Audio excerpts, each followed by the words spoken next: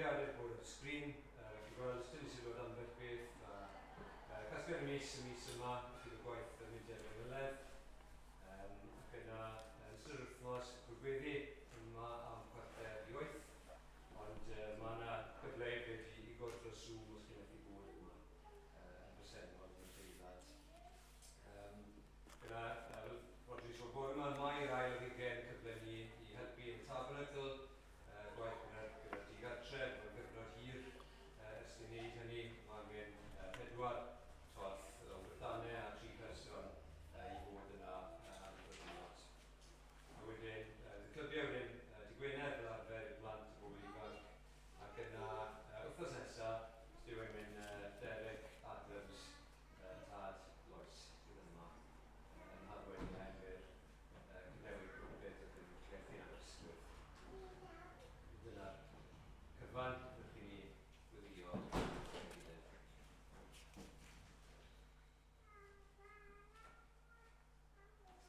Diolch i ti, rhywun tad, am diwrnod braf i ni wedi mwynhau. Diolch i ti bod dy law di yn agored, bod ti yn rhoi gyfer y gwythau da i ni, trwy'r dydd, bob dydd. Ond diolch i ti yn arbennig am ddisyr.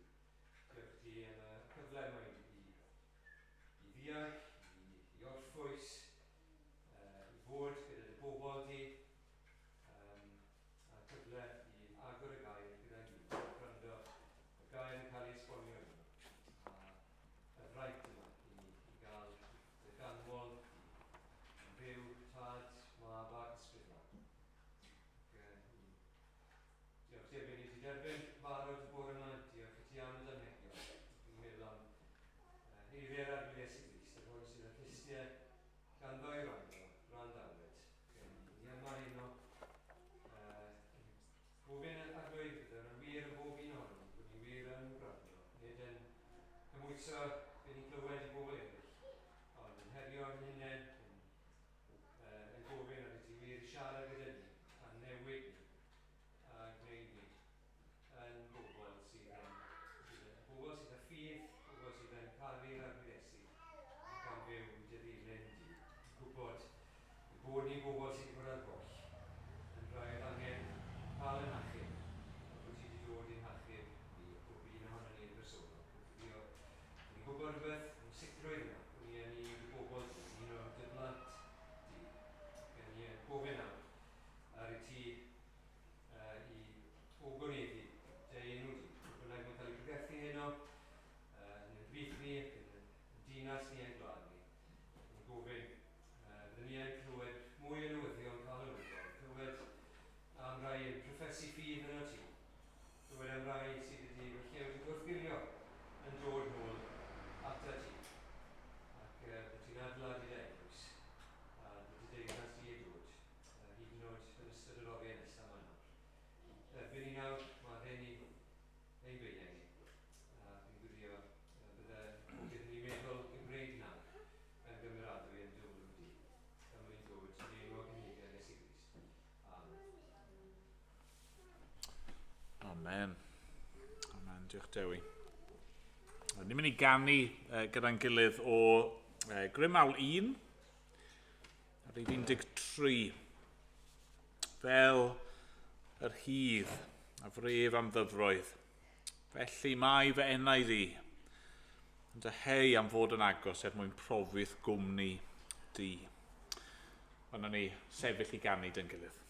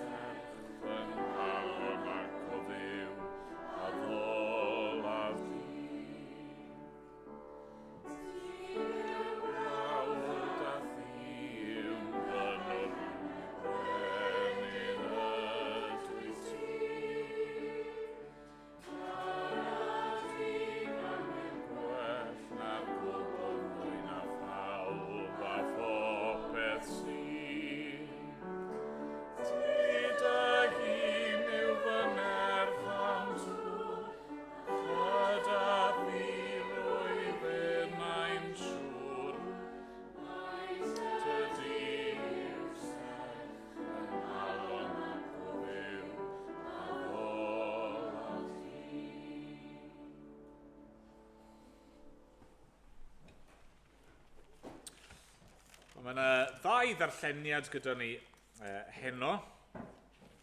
Darlleniad cyntaf yn dod o 1 Corinthied, llythyr cyntaf Paul at y Corinthied.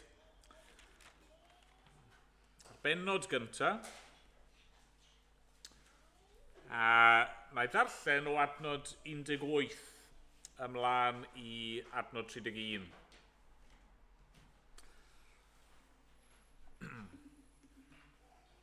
Un Corinthied, pennod 1. A dechrau yn adnod 18. Dyma'r un Duw ni. O ble gyda gair am y groes, ffolineb yw i'r rhai sydd ar lwybr colledigaeth. Ond i ni sydd ar lwybr iachawdwriaeth, gallu Duw ydyw. Mae'n ysgrifenedig, dinistriaf ddoethineb y doethion, a dileaf ddeall y deallus.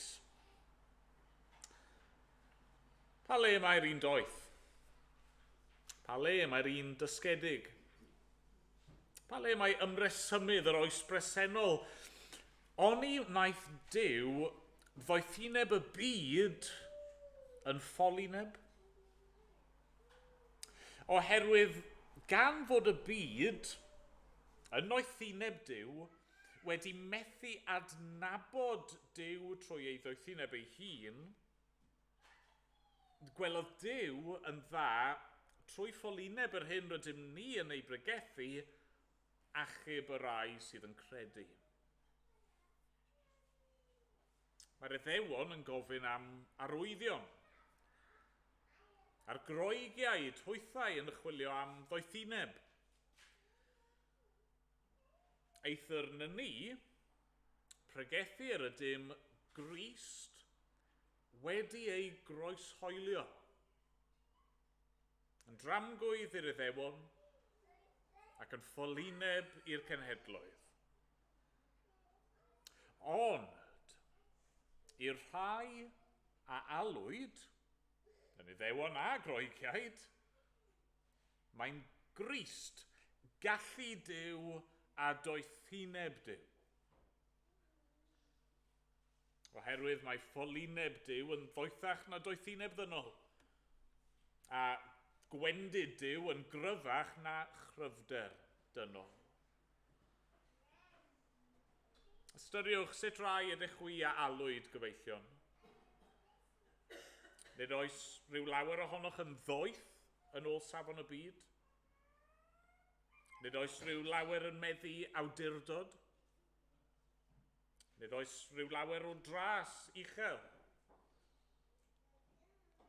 Ond pethau ffôl y byd a ddywisodd Duw mwyn cywilyddio'r doeth.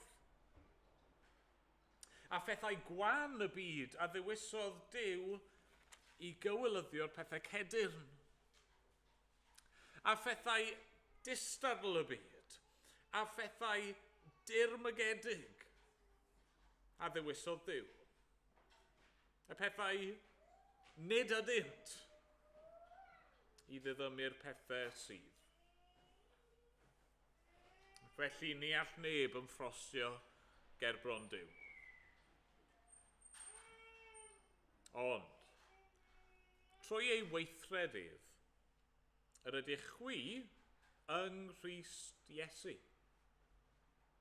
Yr hwn a wnaed yn ddoethineb i ni oddi wrth Dduw, yn gyfiawnder, a sancteiddad, a phrynedigeth. Felly, fel mae'n ysgrifenedig, y sawl sy'n ymffrostio, ymffrostiad yn yr arglwydd. Amen. Amen. Diolch i Dduw am ei air ei ni. Ni'n mynd i ganu eto dy gilydd o rymawl 1, rhif 155. Yma un gwaredwr, Iesu Grist fab Duw. Yna ni sefyll i ganu dyn gilydd.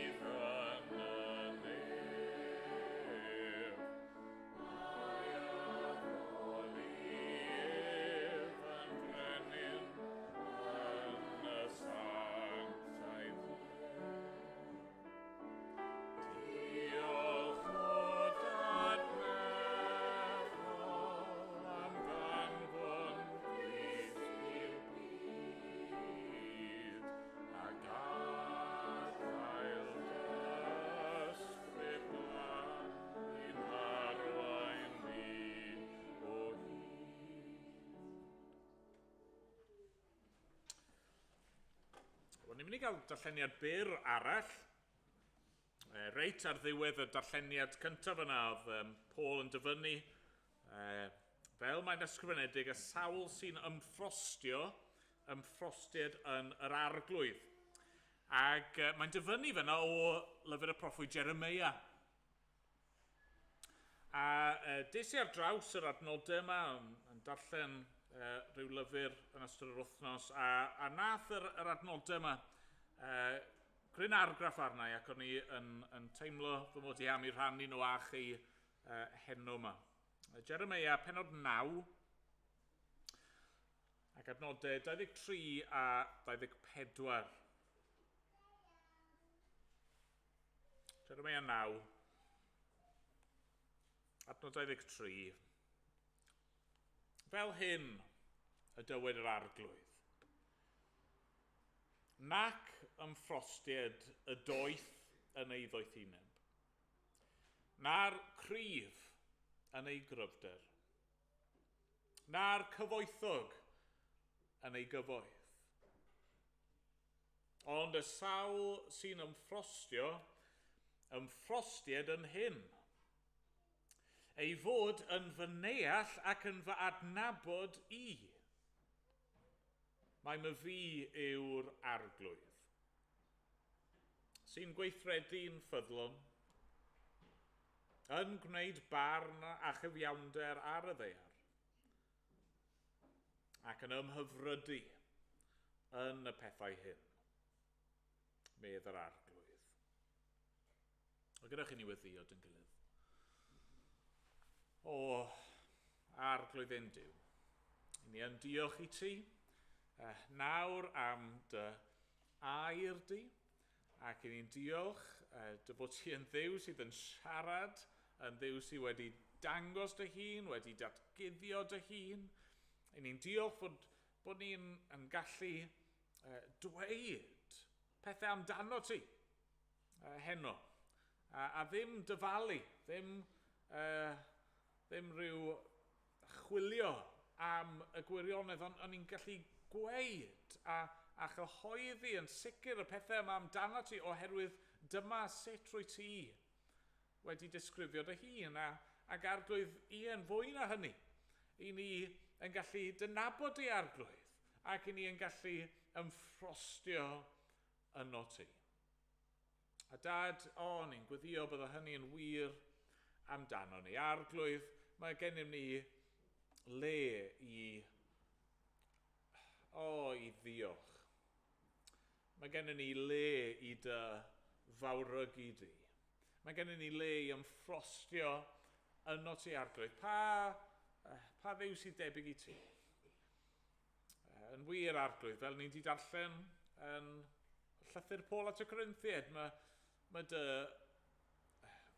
ffolineb di yn uwch na ein doethineb ni. Mae dy wendid di fel petai, arglwydd, yn fwy na chryfder dynol. Arglwydd, rwy ti mor fawr. Rwy ti mor dda. Rwy ti yn ffyddlon ac yn raslon ac yn drigarog. Rwy ti yn gweithredu yn gyfiawn ac yn dda ac arglwydd. Dyma sut ddew wyt ti. Ti'n gwneud y pethau yma achos dy fod ti'n ymhyfrydu yn y pethau yma oherwydd dyma sut un wyt ti. Ac arglwydd, ni'n gweddio byddwn ni yn ymwybodol o hynny heno. Dad, byddwn ni yn dy geisio di mewn ysbryd a gwirionedd, a byddwn ni'n dy addoli di mewn ysbryd a gwirionedd. Dad, i ni ddim eisiau dod heno yma jyst i lenwi ein meddyliau ni, ddod yn fwy doeth fel petai. I ni ddim eisiau dod yma jyst fel petai i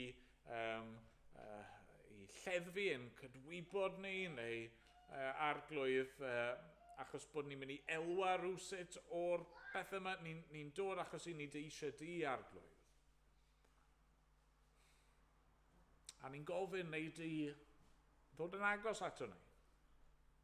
Fel glywon ni bore yma, arglwydd, ni'n gweddio arna ti i ddod yn nerth ysbryd glân di ac i weithio yn ein calon ni ac i ddwy'n ffrwyth yn ein bywydau ni. Dad, ni'n cyffesu bod hyn yn gallu bod yn anodd i ni ar adegau. Ni ddim yn dygeisio di fel y dylswn ni, a arglwydd mae'n gymaint o bethau eraill sydd fel petai yn cymryd yn sylw ni. Cymaint o bethau eraill i ni'n dibynnu arnyn nhw ac yn ymffrostio ynddyn nhw. A cymaint o ffyrdd, arglwydd lle i ni yn fodlon ac yn gysurus ac oherwydd hynny ddim falle'n gweld ein hangen ni amdana ti a ddim yn dygeisio di fel y dylswn ni, arglwydd. Helpa ni. Helpa ni, arglwydd. Dad, ni'n cyffesu fel cenedl. I ni yn galed yn derbyn di. I ni'n cyffesu fel diwylliant ein bod ni falle ddim yn agored ac yn sensitif yn ysbrydol ac arglwydd, ni'n gweddio neu di nawr dorri trwodd. Ti mor dda, arglwydd. Ti mor dda ac Dad, ni'n gwybod hynny. Ti wedi profi hynny. Arglwydd, ni wedi clywed Paul yn sôn am y Crist croeshoeliedig a'r ffordd rwy ti ynddo fe wedi caru a dewis a galw ac achub pobl fel ni. Pobl gwan a ffôl a thlawd ac anghennus. Dad, mae dy gariad di yn ryfeddol. maddau ni bod ni ddim yn gwneud yn fwy ohono ti. Dad, ni'n gweddio bydde di yn dangos dy hun i ni, yn rhoi rhyw ymwybyddiaeth i ni wrth bresenoldeb di yn awr. Dad, ni'n cyflwyno yr wythnos sydd o'n blaenau ni arglwydd yn gwybod falle bod rai o'r bobl ifanc yn gwynebu aroliadau ac arglwydd falle cwestiynau am i dyfodol nhw a ni'n gofyn darweiniad i a dy gymorth i iddyn nhw. Ac dad, i eraill yn ein plith ni, falle bod yna heriau o'n blaenau ni'r wythnos hon, ni'n gofyn am nerth, am ddoethineb, am ras, a mynedd, a gostyngeidrwydd, arglwydd, gad i ni fyw mewn ffordd sy'n dy blesio di, os gweli di fod yn dda. Os dyma sut ddiw wyt ti, dangos i ni sut bobl ddylsyn ni fod, y rai sydd yn dy ddilyn di. O arglwydd, helpa ni nawr yn y munudau nesaf yma. Dad, yn y gres yma, yn ein gwendir am blinder, yn y rafwch neu o arglwydd, bydd yn agos, os gweli di fod yn dda. A mynd bod ni'n gofyn yn enw ac yn heiddiant yr arglwydd Iesu. Amen. Amen. Ganwn ni eto rhif 465 yn y llyfr yma. Pererin wyf mewn anial dir, yn crwydro yma thraw, ac yn rhyw ddisgwyl bob yr awr fod ti fy nhad gerllaw. Ac ymlaen, nhw'n i sefyll i ganu.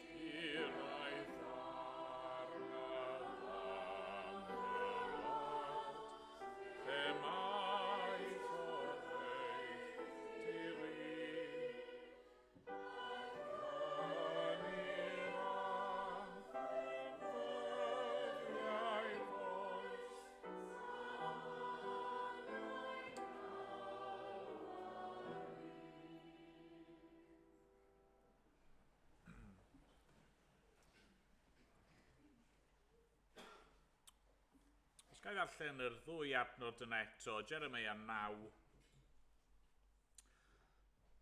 nodau 23 a 24.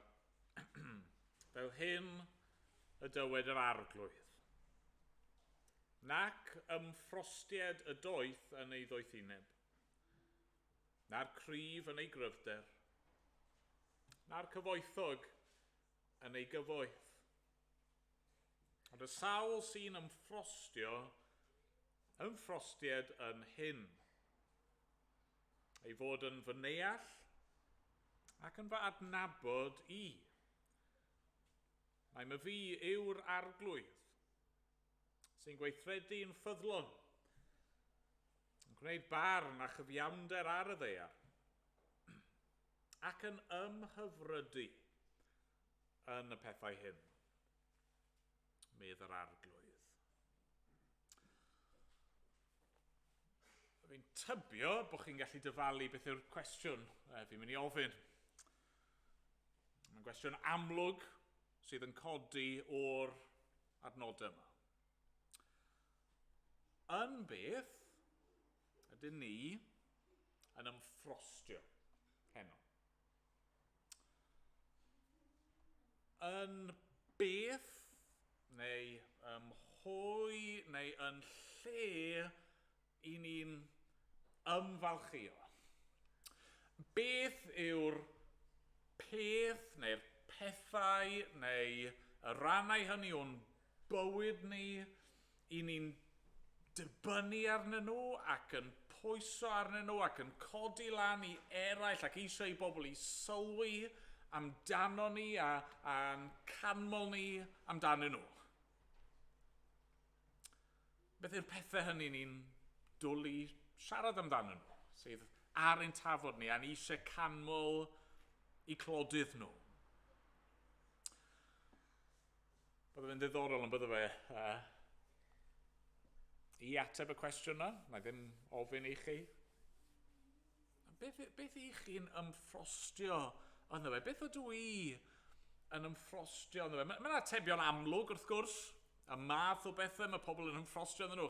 Chi jyst angen mynd ar y we am 2 funud yn di chi mynd ar ryw dudalen Facebook neu Twitter neu Instagram, gweld y pethau mae pobl yn rhoi lan am I bywyd nhw, be maen nhw eisiau dangos I eraill. Pethau maen nhw'n amlwg yn meddwl am I bywyd nhw sydd werth dangos. Yn y gobeith bydd pobl eraill yn clicio like ac yn y blaen. Eich tŷ chi. Y tŷ yna wnaethoch chi brynu oedd yn mes ond chi wedi llwyddo I ail wneud a nawr mae'n show home hyfryd. Bryd o fwyd falle, sy'n dangos mor wych ydych chi fel cogydd. A eich car chi, efallai, neu rhyw dystysgrif yn dangos bod chi wedi bod yn llwyddiannus mewn rhyw faes arbennig, di cael rhyw gymhwyster arbennig. Llun ohonoch chi ar rhyw draeth hyfryd ym mhendraw'r byd, neu llun ohonoch chi yn cefnogi eich tîm chi a chi ddim yn methu gêm a chi wrth eich bodd yn cefnogi yr ochr yna. A gallwn ni fynd ymlaen, wrth gwrs, a fi'n siŵr os o'n i'n onest, bydde gennym ni bob math o atebion. Fy'r pethau yna ni'n bowsto, yn brolio, yn ymffrostio ac yn ymfalchio ynddyn nhw. A mae'n gwestiwn pwysig i'w ofyn wrth gwrs, oherwydd fel sydd yn amlwg, just o'r cwpl adnodau yma, mae'n bosib iawn I ni ymffrostio yn y pethau anghywir. Dyma'r pwynt cyntaf, 2 bwynt sydd dyn ni heno. Ymffrostio yn gyntaf yn y pethau anghywir. Mae Jeremeia fan hyn, wrth gwrs, mae'n ysgrifennu yng nghyd-destun dinistr Jerusalem. Mae pobl ddew wedi bod yn byw yn wrthryfelgar. Dyn nhw ddim wedi bod yn ymffrostio yn ddyfyn, yn ei ddod at hynny mewn munud, maen nhw wedi bod yn ymffrostio yn y pethau anghywir. A mae'r arglwydd wedi rybuddio nhw dro ar ôl tro beth bydd canlyniad hynny, a maen nhw dro ar ôl tro wedi anwybyddu y rybuddion ac yn y pen draw mae dinistyr yn dod. Mae Jerusalem yn cael ei ddinistrio, mae'r bobl yn cael ei trechu a i gothrymu a'i caethgludo. Gathon ni dipyn o hynny yn dod yn llyfr y Galarnad, rai misoedd yn ôl. A'r beth oedd yr Iddewon fan hyn wedi bod yn ymffrostio ynddo fe? Wel, mae'r ateb yn cael ei roi ni yn dydy yn adnod 23. Fel hyn dywed yr arglwydd, nac ymffrostied y doeth yn ei ddoethineb, na'r cryf yn ei gryfder, na'r cyfoethog yn ei gyfoeth. Mae'n y 3 peth amlwg yn cael ei sôn amdano nhw. Doethineb, cryfder a chyfoeth. Nawr, y peth cyntaf sydd falle'n taro ni yng ngeiriau'r arglwydd fan hyn yw mae'r arglwydd yn siarad y gwir am y bobl yma. Hynny yw, dwi ddim bod nhw wedi twyllo'u hunan mewn rhyw ffyrdd, hynny yw, oedd na rhywbeth, rhyw ddoethineb bydol yn perthyn iddyn nhw. Roedd yna rhyw gryfder dynol yn perthyn iddyn nhw. Roedd na rhyw gyfoeth deiarol yn perthyn iddyn nhw. Mae'r arglwydd yn siarad y gwir.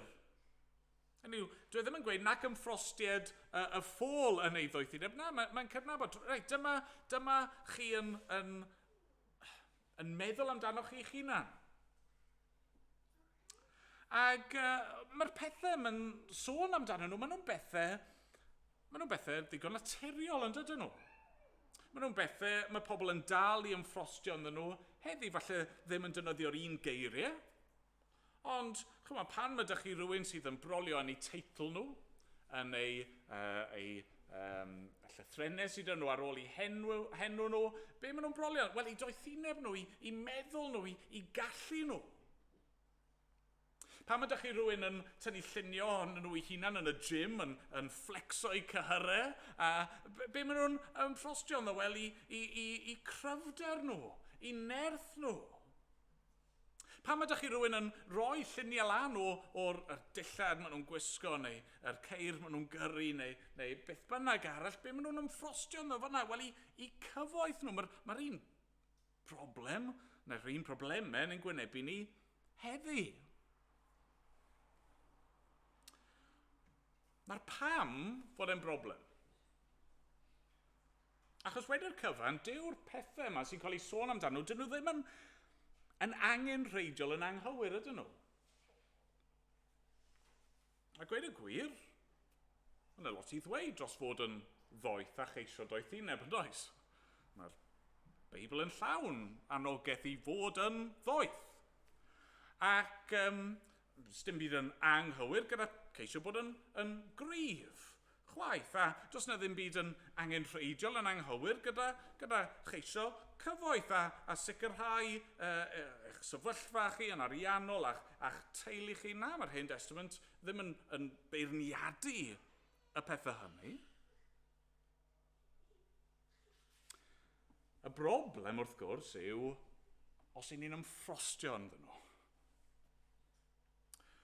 Y broblem yw os mae dyna y pethau i ni'n dibynnu arnyn nhw. Y broblem yw os mae'r pethau yna fel petai yn dod yn ddiwiau i ni, yn cymryd lle yr arglwydd yn ein bywyd ni. Y broblem yw os mae dyna'r pethau sydd yn ein diffinio ni. Mae'n ddiddorol, neu gywe. Nac ymffrostied y doeth. Nac ymffrostied y cryf. Nac ymffrostied y cyfoethog. Dyma sydd oedd y bobl yn gweld ei hun, yn diffinio'i hun. Dyma sydd oedd nhw'n cael ei hunaniaeth. Fi yn berson doeth. Fi yn berson cryf. Fi yn berson cyfoethog. Dyma sydd yn mynd i fy nghadw i'n saff. Dyma sydd yn mynd i amddiffyn i rag y Babyloniad, rag y gelyn. Pan fydd Jerusalem yn disgyn, os fydd Jerusalem yn disgyn, byddai'n okay, achos i fi'n ddoeth, fi'n gryf, fi'n gyfoethog. Mae'r pethau yma gen i.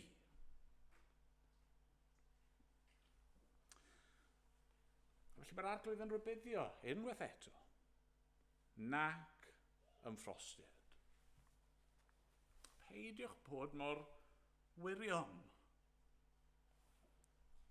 Dyw'r pethau yma ddim yn ddrwg ynddyn nhw eu hunan, ond chi methu dibynnu arnyn nhw. Pam? Wel, dyn nhw ddim yn para, ydyn nhw. Dyn nhw ddim yn para. Meddyliwch am y person mwyaf galluog ar wyneb y ddaear. Sa'n gwybod pwy nhw? Just triwch dychmygu'r person nhw. Sy'n mynd i ddigwydd iddyn nhw un dydd? Mae'n meddwl nhw yn mynd i arafu. A fwy a fwy cyffredin erbyn hyn, bydd yna rhyw fesur o ddryswch, o dementia yn dod i'w rhan nhw. Beth i'n ffrostio yn hynny? Neu meddyliwch am y person mwyaf cryf, sa'n gwybod pwy yw'r Iron Man, neu'r weightlifting, bodybuilding champion of the world ar y foment, ond pwy bynnag i nhw, ewch nôl i'w gweld nhw mewn 30 mlynedd, 40 mlynedd, hanner canrif. Be fydd yn anorfod wedi digwydd? Wel, bydd nhw ddim yn codi'r un pwysau o'n nhw arfer gwneud. Bydd y tap mesur ddim yn gorfod stretcho cymaint i fynd rownd i breichau nhw. Bydd nhw'n wan. Bydd eu corff nhw yn crebachu. Fydden nhw'n pennu lan mewn caderolwyn. Neu meddyliwch am y person mwyaf cyfoethog yn y byd. Fe Jeff Bezos yw sa'n gwybod, credu ar bapur falle tawe, ond pwy a oer fel mae pethau ar hyn o bryd. Beth sy'n mynd i ddigwydd i'r cyfoeth yna? Falle wneith ei golli a tra bod e dal yn fyw? Neu falle eith e'r bedd a methu mynd â ceinio gyda fe. Mae'n ffrostio yn y pethau mae'n hollol wirion. A dyna oedd profiad yr Iddewon yn amser Jeremeia. Ond wedi bod yn meddwl, wneith hyn yn hachub ni. Byddwn ni'n okay, ni gallu edrych ar ôl ni'n hunan. Sdim byd yn mynd i allu'n cyffwrdd ni a gethon nhw i profi'n anghywir. Ac wrth gwrs, gallwn ni ychwanegu at y restr yma. Pethau yna, dawel fach yn ein calon oedd yn dod ato ni. Beth ydw i'n dibynnu arno fe? Beth sydd yn gwneud fi yn fi? Beth yw'r rhan yna ohono fi? Fi'n falch ohono fe. Fi'n meddwl bod fi'n gwneud yn well na'r bobl o'n cwmpas i. A fi eisiau i bobl sylwi arno fe. Fi eisiau pobl i canu fy nghlod i amdano fe. Beth bynnag yw e? Mor dda, efallai yw e yn ei le. Peidiwch yn ffrostio yn y pethau yna. Peidiwch dibynnu yn y pethau yna. Ond y gwir yw, dim ond un peth neu un lle dylsyn ymffrost ni fod. A mae'r ateb yn dod yn adnod 24 yn dydy. Dyma'r ail bwynt, ymffrostio yn y peth cywir. Y sawl sy'n ymffrostio, achos ni gyd yn mynd i ymffrostio, ymffrostiad yn hyn. Ei fod yn fy neall ac yn fy adnabod i. Mae my fi yw'r arglwydd sy'n gweithredu'n ffyddlon, yn gwneud barn a chyfiawnder ar y ddaear, ac yn ymhyfrydu yn y pethau hyn, medd yr arglwydd. Mae yna ddau beth rhyfeddol dylsyn taro'n ein syth fan hyn. Gyntaf gyd, mae'r arglwydd yn dweud bod ni'n gallu ei ddeall e. Hwna'n amazing, yn dydi? Ac wrth gwrs, dim ond i ryw raddau gallwn ni ddeall Duw. Ond ni fyth deall yr arglwydd yn llwyr. Mae yna gagendor rhwng ni a fe. Mae e'n holl alluog, mae e'n holl bresennol, mae'n holl wybodus, y dragwyddol ddiw. Ac i ni, yn bobl wedi ein creu ar ei lun a'i ddelwen, ni'n bobl meidrol, ni'n bobl sydd mor aml yn ffôl ac yn wan ac yn anghennus, ac eto, mae'r arglwydd yn gweud, gallwn ni ymffrostio yn hyn bod ni yn i ddeall e. Mae'n bosib i ni wybod pethau am y Duw yma. Mae rai pobl sydd yn gwadu hynny, ni methu bod ag unrhyw sicrwydd am Dduw. I ni'n gorfod trial ymbalfalu a ffeindio'n ffordd at y gwirionedd. Na, i ni yn gallu bod yn sicr, achos mae Duw ei hun wedi datguddio y pethau yma i ni, a nid yn unig i ni'n gallu bod yn sicr, ni'n gallu ymffrostio yn y pethau yma. Dyma sut i ni yw e.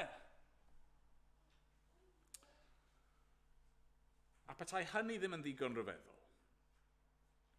Sawl sy'n ymffrostio yn hyn ei fod yn fy neall ac yn fy adnabod i. Chi'n meddwl, y perygl yw, mae deall yn awgrymu rhywbeth amhersonol, ond nid dyna sy'n wir fan hyn.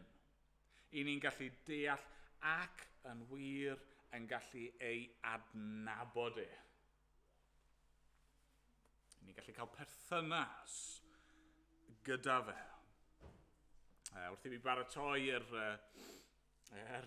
darlun dath i fi, sa'n cofio os fi wedi cyfeirio at hyn o'r blaen, mae'n pregeth, ond mae'n ffilm, a fi'n credu bod wedi cael ei wneud mewn i llyfr a musical erbyn hyn, o'r enw Elf.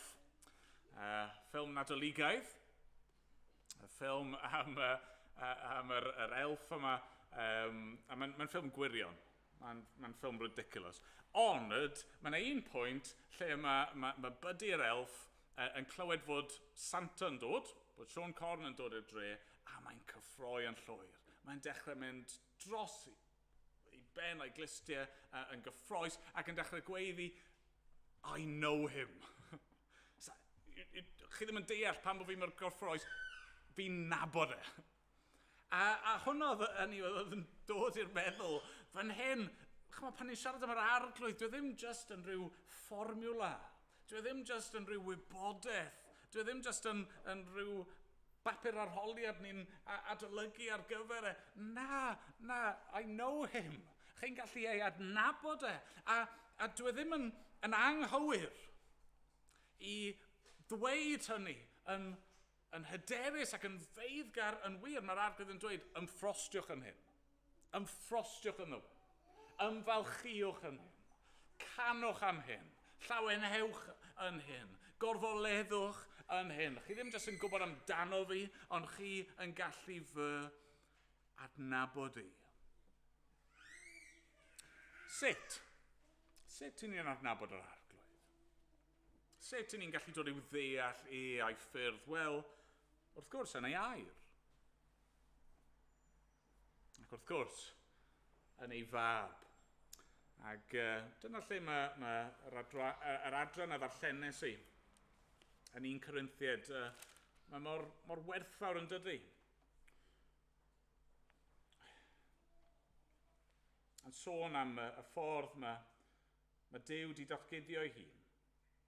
Yn 1 Corinthiad 1, adnod 23. Oedd allan adnod 22 hefyd. Mae'r Iddewon yn gofyn am arwyddion, a'r groegid hwythen chwilio am ddoethineb, dyna nhw'n ymffrostio ynddo.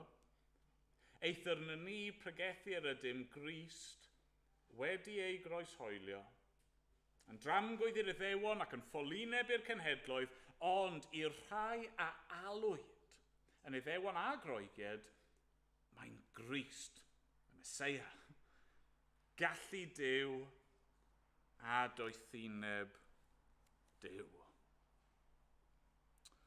I ni'n gallu deall ac yn gallu adnabod y Duw yma am ei fod e wedi datguddio ei hun yn gynyddol, ac yn y dyddiau diwetha wedi datguddio ei hun i ni mewn mab.